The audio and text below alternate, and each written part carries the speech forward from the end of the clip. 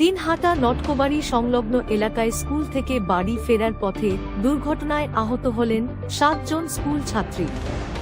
শুক্রবার বিকেল নাগাদ নয়ারহাট উচ্চ বিদ্যালয় এর ছাত্রীরা টোটোতে চেপে নয়ারহাট থেকে নটকোবাড়ি চৌপতি সংলগ্ন দোলের পাট এলাকায় যাচ্ছিল।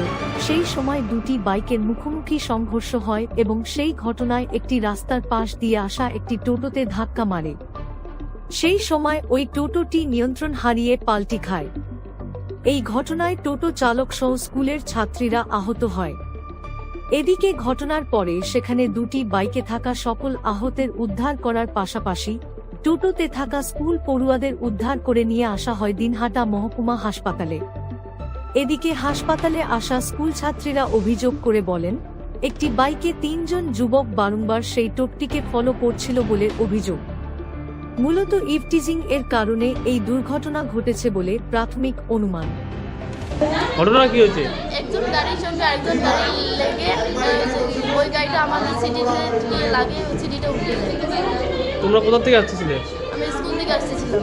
স্কুল থেকে? কোথায় হয়েছে ঘটনাটা? নটকোবাড়ি। নটকোবাড়িতে? কয়জন আহত হয়েছে?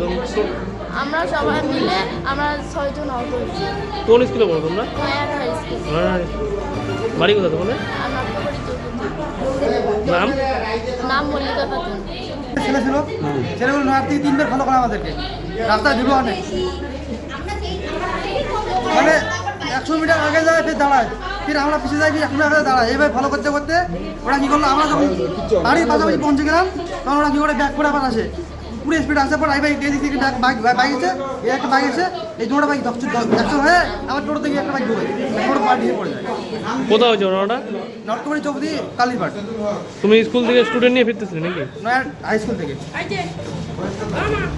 কি নাম তোমার? রুবেল সিং। বাড়ি?